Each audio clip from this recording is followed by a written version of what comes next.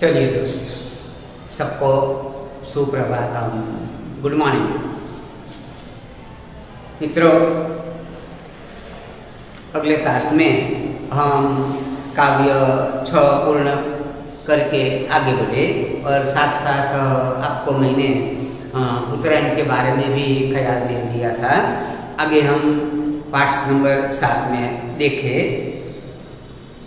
7 में एक बहुत सुंदर और एक गरीबों की सहायता के लिए हमें कभी भी मुँह मोड़ना नहीं चाहिए।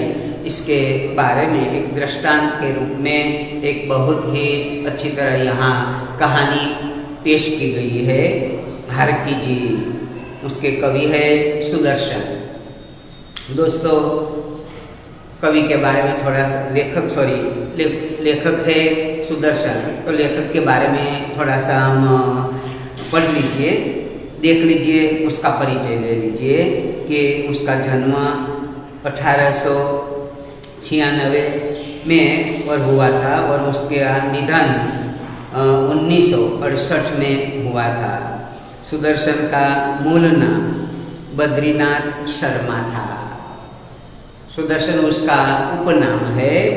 सुदर्शन नाम से वे लेखन कार्य करते थे, इसलिए वह यहाँ सुदर्शन बताया गया है। दोस्तों, उसका जन्म पंजाब के सिलायट कोट में हुआ था।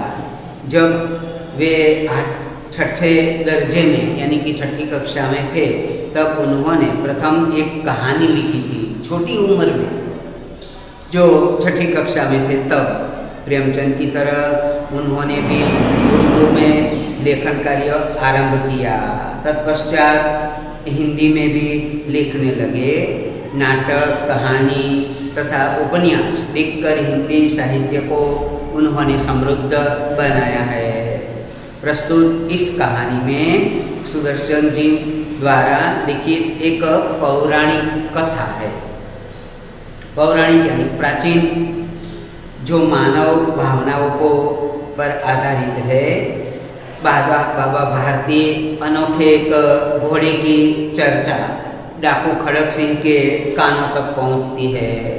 दोस्तों, वह धोखे से घोड़ा ले जाता है, परंतु बाबा भारती की एक बात उसे घोड़ा लौटाने पर मजबूर कर देती है।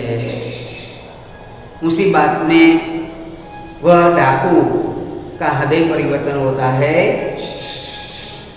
तो बाबा भारती की एक बात खड़क सिंह के दिल में जाती है। वह हृदय वहाँ तक कि वह बात उसके हृदय परिवर्तन भी करा देती है। इसी बात पर यहाँ प्रकाश डाला गया है। इस कहानी में विनम्रता, उदारता, पश्चाताप, दया भाव आदि मूल्यों का समावेश किया गया है। दोस्तों, मैं आपके सामने यह कहानी पेश करता हूँ, बाद में उसका सारांश कहूँगा। तो देखिए, सब अपनी अपनी किताब में देखे अथवा मेरे सामने यहाँ देखकर सुनिए। दोस्तों,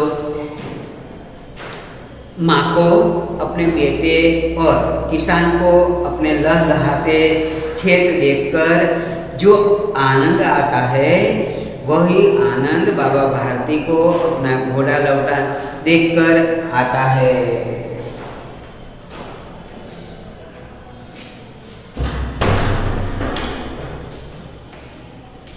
फिर से दोस्तों, माँ को अपने बेटे और किसान को अपने लहलहाते खेत देखकर जितना आनंद आता है, वही आनंद बाबा भारती को अपना घोड़ा देखकर आता था। भगवान भजन से जो समय बचता, वह घोड़े को अर्पण कर देता था। वह घोड़ा बहुत ही सुंदर और बलवान भी था। इसके जोड़ का एक घोड़ा सारे इलाके में नहीं दिखने मिलता। बाबा भारती उसे सुल्तान कहकर पुकारते थे और अपने हाथ से उसे खरहरा भी करते थे। खुद दाना खिलाते और देख कर प्रसन्न होते थे। उन्होंने रुपया माल, असबाब, जमीन आदि अपना सब कुछ छोड़ दिया था, यहाँ तक कि वे उन्हें नगर के जीवन से भी घृणा थी, नफरत थी। वह अब गांव के बाहर एक छोटे से मंदिर में रहते और भगवान का भजन करते थे। मैं सुल्तान के बिना नहीं रह सकूंगा, यह उसका वाक्य था कि मैं सुल्तान घोड़े के बिना नहीं रह सकूंगा। उन्हें ऐसा लगने लगा वे उसकी चाल पर लट्टू थे। कहते ऐसे चलता है जैसे मोर घटा देकर नाच रहा हो। जब तक संध्या के समय सुल्तान पर चढ़कर 8-10 मील का चक्कर न लगा लेते, उन्हें चैन नहीं आता था। बाबा भारती घोड़े के बिना नहीं रह सकता था। घोड़े के प्रति कितना उसे प्रेम भाव था, यहाँ बताया।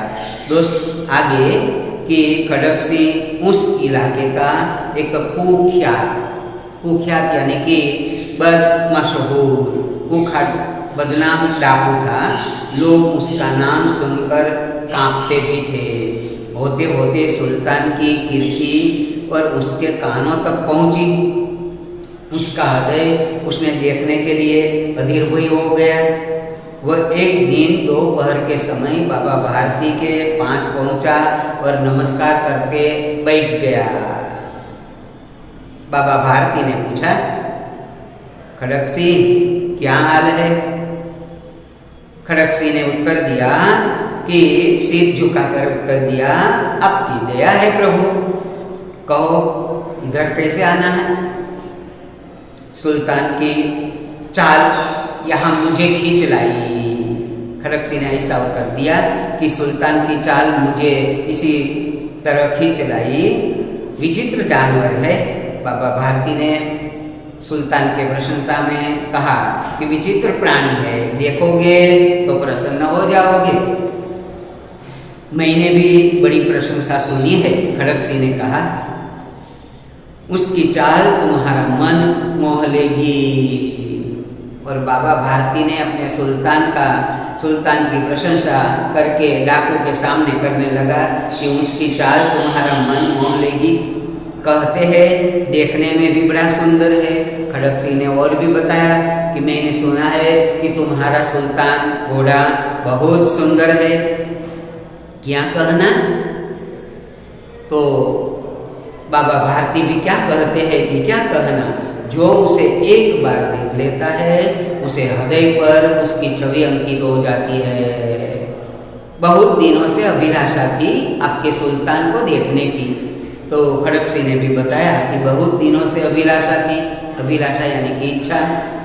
आज उपस्थित हो सका हूँ। बाबा भारती और खड़क सिंह अस्तबल में पहुँचे। अस्तबल यानी कि घोड़े को बांधने की जगह, वहाँ पहुँचे जहाँ सुल्तान बांधा हुआ था। बाबा ने घोड़ा दिखाया घमंड से और क्या कहा? खड़क सिंह ने घोड़ा देखा और आश्चर्य से उसने शस्त्रों घोड़े देखे, सहस्त्रों यानी कि हजारों घोड़े देखे थे, परंतु ऐसा बाका घोड़ा उसकी आंखों के कभी से नहीं गुजरा था। सोचने लगा भाग्य की बात है, ऐसा घोड़ा खड़क सिंह के पास होना चाहिए था। इस साधु को ऐसी चीजों की क्या लाभ? साधु संतों को घोड़े से क्या लाभ? कुछ देर तक आश्चर्य से खड़ा रहा। इसके पश्चात उसके हृदय में हलचल मच गई।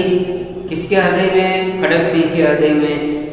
सुल्तान घोड़े को देखकर हलचल मच गई। बालकों की सी अधीरता से बोला, खड़क सिंह बोला, क्या बोला?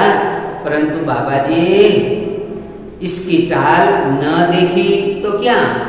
आ घोड़ो केवू चाले छे? इसकी चाल न देखी तो क्या? बाबा जी भी मनुष्य ही थे। अपनी वस्तु की प्रशंसा दूसरे के मुंह से सुनने के लिए उसका हृदय अधीर हो गया था। घोड़े को खोलकर बाहर ले आए। घोड़ा वायु वेग में उड़ने लगा। घोड़े की चाल देखकर उसके हृदय में खड़क सिंह के हृदय में सांप लौट गए, यानी कि ईर्ष्या हो गई। वह डाकू था और जो उसे पर वस्तु पसंद आ जाए उस पर उसका ही अधिकार समझना पड़ेगा। उसके पास बाहुबल भी इतना ही था और आदमी भी थे। जाते जाते उसने कहा, क्या कहा? बाबा भारती से कहा, बाबा जी मैं यह घोड़ा आपके पास नहीं रहने दूंगा। जाते जाते खड़क सिंह ने बाबा भारती से कह दिया कि यह घोड़ा मैं आपके पास नहीं रहने दूंगा। बाबा भारती डर गए। अब उन्हें रात को नींद भी न आती। सारी रात अस्तबल की रखवाली करने में कट जाती थी।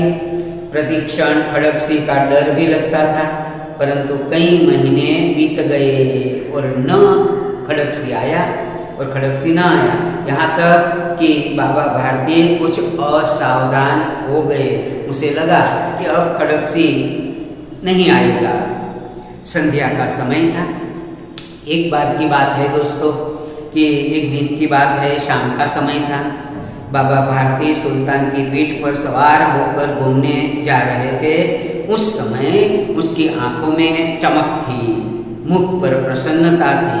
कभी घोड़े के शरीर को देखते तो कभी उसके रंग को, और वह मन ही मन फुला न समाता था अपने घोड़े को देखकर। सहसा यानी कि एकाएक अचानक एक ओर से आवाज आई, ओ बाबा इस कंगले की सुनते जाओ।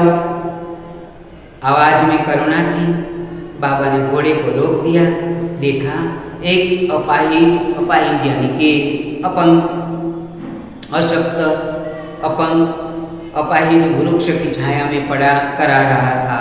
बोले, क्यों, तुम्हें क्या कष्ट है? बाबा भारती ने कहा, क्या कष्ट है आपको, क्या दुख है? अपाहिज ने हाथ जोड़कर कहा, बाबा मैं दुखियारा हूँ, मुझ पर दया करो। राम लल्ला यहाँ से 3 मील दूर है, मुझे वहीं जाना है। घोड़े पर बैठा लो, परमात्मा तुम्हारा भला करेगा। जो ऐसा खड़क सिंह ने अपाहिज का नाटक करके घोड़ा पड़ाने के लिए, घोड़ा चुराने के लिए बाबा भारती के सामने यही नाटक पेश किया। क्या किया देखिए कि बाबा मैं दुखियारा हूँ, मुझ पर दया करो। रामवाला यहाँ से 3 मील दूर है, मुझे वहीं जाना है। घोड़े पर चढ़ा लो, परमात्मा तुम्हारा भला करेगा। वह तुम्हारा कौन है? बाबा भारती ने बताया। तब खड़क सिंह ने कहा, दुर्गावत वैद्य का नाम सुना होगा, वह मेरा सौतेला भाई है। बाबा भारती ने घोड़े से उतरकर अपाहिज को घोड़े पर बैठा लिया और स्वयं उसकी लगाम पकड़कर धीरे धीरे आगे चलने लगे। सहसा यानी कि एकाएक अचानक उन्हें एक झटका सा लगा और लगाम हाथ से छूट गई। बाबा भारती से घोड़े की लगाम छूट गई। उन्हें आश्चर्य का ठिकाना न रहा। उन्हें देखा कि अपाहिज घोड़े की पीठ पर तन कर बैठा है, वह और कोई नहीं, खड़क सिंह है, डाकू खड़क सिंह है। घोड़े को दौड़ाकर ले जा रहा है। उनके मुख से भय से और विस्मय और निराशा से मिली हुई चीज निकल गई, चीख निकल गई बाबा भारती से। क्या निकल गई? वह अपाहिज डाकू नहीं, खड़क सिंह था। बाबा भारती कुछ देर तक चुप रहे। उसके पश्चात कुछ निश्चय कर पूरे बल से चिल्लाकर बोले, जरा ठहरो, आगे मत जाना। खड़क सिंह ने आवाज सुनकर घोड़ा रोक दिया। उसकी गर्दन पर प्यार से हाथ फेरते हुए कहा, बाबा जी यह घोड़ा अब नहीं दूंगा। खड़क सिंह ने मना कर दिया कि आपको जो कुछ मांगना हो मांग लीजिए, पर बाबा जी मैं आपको यह घोड़ा नहीं दूंगा। दोस्तों देखिए, खड़क सिंह और बाबा भारती के चित्र यहाँ आपके सामने पेश है। मगर एक बात सुनते जाओ। तब बाबा भारती ने कहा, घोड़ा न दो तो कुछ भी नहीं, लेकिन मेरी एक बात सुनते जाओ। खड़ग सिंह ठहर गया। बाबा भारती ने निकट जाकर उसकी ओर ऐसी आंखें देखा जैसे बकरा कसाई की ओर देखता है। फिर कहा, यह घोड़ा तुम्हारा हो चुका। बाबा भारती ने कहा, यह घोड़ा तुम्हारा हो चुका, मैं तुमसे इसे वापस करने के लिए नहीं कहूँगा, परंतु खड़ग सिंह केवल एक प्रार्थना करता हूँ, उसे अस्वीकार मत करना, नहीं तो मेरा दिल टूट जाएगा। देखिए दोस्तों, संत महान संतों का दिल कैसा होता है। डाकू खड़ग सिंह घोड़ा लेकर चला जाता है, फिर भी कहता है कि मैं घोड़ा नहीं मांगूंगा, लेकिन एक मेरी बात सुनना है। कौन सी बात? देखिए कि बाबा जी आज्ञा कीजिए, मैं आपका दास हूँ, केवल यह घोड़ा नहीं दूंगा। आपको जो कुछ चाहिए मांग लेना, लेकिन मैं आपका सेवक हूँ, दास हूँ, केवल घोड़ा मैं आपको नहीं दूंगा। अब घोड़े का नाम न लो खड़ग सिंह, मैं तुम्हें इसके विषय में कुछ नहीं कहूँगा। मेरी प्रार्थना है केवल यह कि इस घटना को किसी के सामने प्रकट न करना। कौन सी घटना? कि खड़ग सिंह एक कंगाल का, गरीब का और अपंग का नाटक करके साधु बाबा भारती के पास से घोड़ा छीन लिया। तो यह जो प्रसंग कोई भी सुनेगा तो गरीबों, अपाहिजों, अनाथों को पर विश्वास नहीं करेगा। यहाँ बाबा भारती ने कंगाल और खड़ग सिंह ने जो नाटक किया था गरीब का, वो से उस पर दया आ गई थी। दया करने के लिए उसने घोड़े पर खड़ग सिंह को बिठा लिया, लेकिन उल्टा हुआ। इसलिए गरीबों पर बाबा भारती इसलिए कहते हैं कि गरीबों पर विश्वास कोई नहीं करेगा। खड़ग सिंह का मुंह आश्चर्य से खुला रह गया। उसका विचार था कि उसे घोड़े को लेकर यहाँ से भागना पड़ेगा, परंतु बाबा भारती ने स्वयं ऐसा नहीं किया। कोई इस घटना को किसी के सामने प्रकट न करना, इससे क्या प्रयोजन सिद्ध हो सकता है? खड़ग सिंह के दिल में कोई विचार नहीं आता, उसकी समझ में नहीं आता कि बाबा भारती ने ऐसा क्यों किया कि इस घटना का किसी के सामने प्रकट न करना, इसका क्या प्रयोजन होगा। खड़ग सिंह ने बहुत सोचा, बहुत सिर मारा, परंतु उसकी समझ में कुछ नहीं आ सका। हार कर उसने अपनी आंखें बाबा भारती के चेहरे पर गड़ा दी और पूछा, बाबा जी, इसमें आपका क्या डर है? क्या डर है? मैं इस बात सबके सामने कहूँगा तो आपको इसके बारे में क्या डर है? तब बाबा भारती कहते हैं, सुनकर बाबा भारती ने उत्तर दिया, लोगों को अगर इस घटना का पता लग गया तो वे किसी गरीब और अपाहिज, अनाथ